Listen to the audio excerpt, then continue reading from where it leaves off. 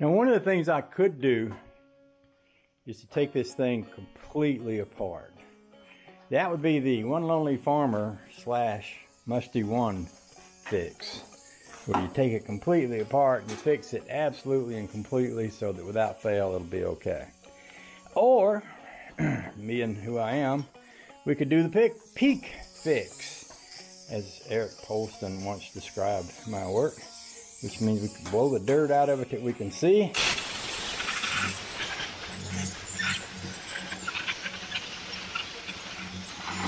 Okay, now you should be able to see the inside of this. And some of you have never seen the inside of a wire welder. Well, the wire comes off of this, goes down a long tube and comes out over here.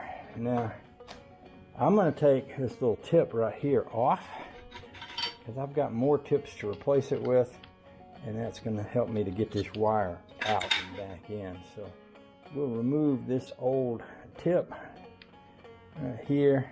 Y'all see me doing that? Yeah. We'll take that off, and then I'm going to unloosen this here.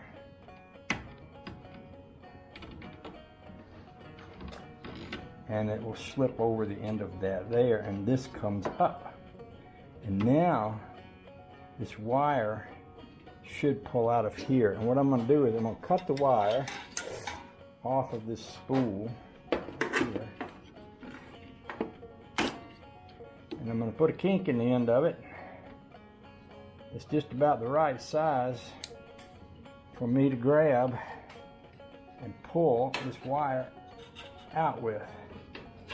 So what I'm going to do is, on these welder things, it works best if you keep your lead wire as straight as you possibly can.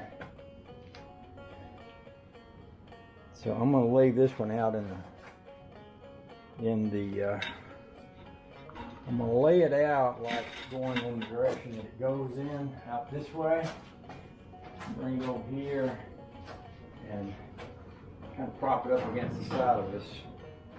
I just lay it down in the corner. I just realized y'all are sitting kind of crooked, so I'm going to straighten you up. Now hold on to your Cheerios there. There you go. So now, if I can get a good angle on this, I hope to be able to pull this out. By the way, before I do this, I'll say this. Somebody, a YouTuber I won't name, told me to put some WD-40 there inside that line. Now my thinking on wire welding is that it needs to be absolutely clean, no fingerprints, no oil, no grease, no nothing to weld right. The idea of putting oil on something that shouldn't have oil on it, even if it is WD-40, I'm not sure about. And I went online and looked. I didn't really see anybody saying it was okay to do that, so I'm not going to do that. I am going to just leave it dry. And if some of y'all, if I'm wrong and the other person that told me that is right, y'all let me know. But in the meantime, I'm just going to pull this out. You see how that's going? Take all this old wire out. By the way, if you save this old wire, you might find a use for it somewhere down the road. It's a very thin wire, but it's strong.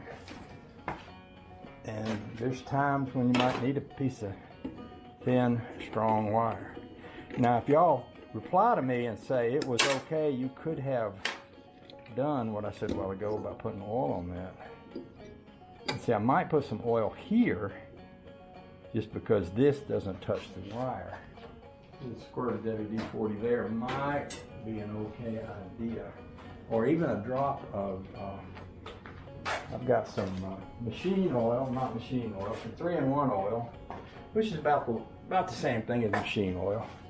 I might just put a drop of machine oil on that. Take this off, take my finger and just smear that on. Pretty nasty looking right there. I believe that's rusted. I believe that's what I'm looking at, is a little bit of rust on that. And this would probably unscrew, but remember, this is a peak fix and not a One Lonely Farmer fix, so I'm not going to invest too much into it. And now I'm going to get me a clean roll of wire, which I just happen to have over here in my rusty trusty drawer. And as I said before, I'm gonna wipe my hands good before I touch that and get all the oil off my hands so that I'm not inadvertently putting oil right back onto that. So,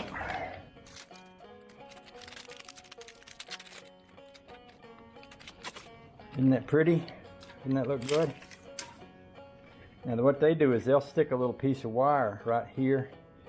It's in the side of this where you can grab that. Now I want it to come out just like this.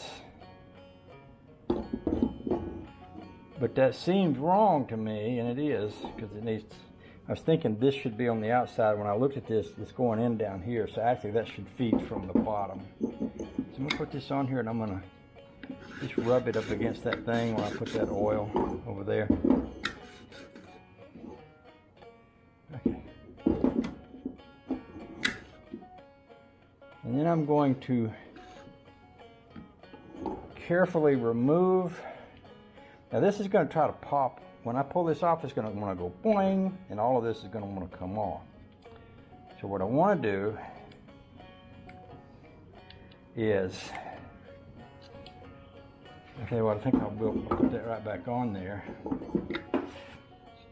I'll put this nylon piece right back on here, and it's got a notch in it, so it goes a particular way. And then I'm going to put this right back on that, because what I don't want to have happen is have this thing spring all this wire off of here.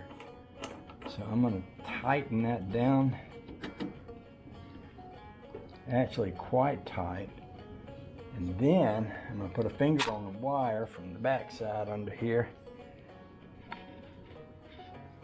And I'm going to pull this piece right here out if I can. There we go. Now what I'm going to do where that was kinked up there is I'm going to cut that right here, literally right here. I'm going to raise this piece up enough to be able to turn this. I'm going to turn it a little, but not have it go spinning on me. And I'm going to hook this and to put this right in that hole. Now this thing here lifts up.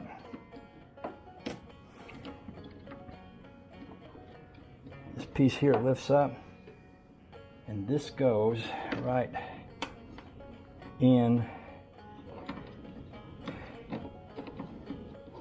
there.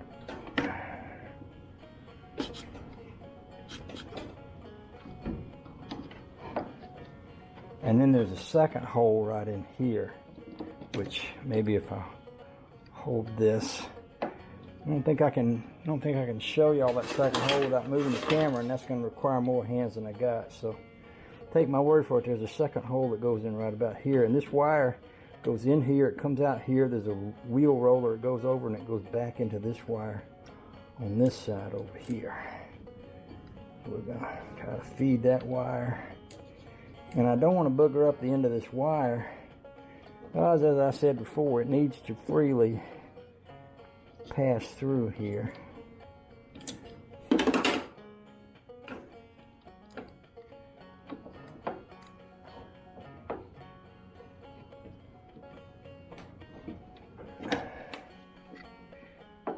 Nice if I had a way of propping this up. Oh yeah, I got it all the way back that time, so that I can use to push that down and get it to go into the hole,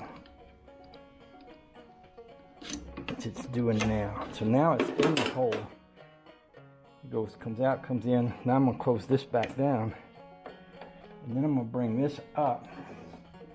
Now, I didn't turn that much to loosen it, so I'm gonna turn it about the same amount to tighten it. And now I can plug this in, turn it on, and let it pull wire through here. And I might need to adjust this as I go. So I think what happened, I guess what happened, is that This had a separate bottle. It sat on the back of this cart, and there was a chain that ran around it. I'm pretty sure that bottle is in the truck, because I had that bottle, and I had another big oxygen bottle that I was running my torch and my welder off of. I know the big oxygen bottle's still in the truck. I'm guessing that bottle of, I want to call it argon, is that what it is? Or it may not be right, but it's some kind of non-flammable gas that works with this. I could try welding something with that, but I ain't even going to. I think I'm just going to sit that on the cart. Like I said, me and Rusty Acres will be going up to One Only Farmer's house to get the truck in, oh, let's see, a little over a week from now. So I think I could set this aside for now rather than making a big mess with welding wire and stuff. So I'm just going to do that. I got a little cart over here that goes on, and I'll just set it into place on the cart for now.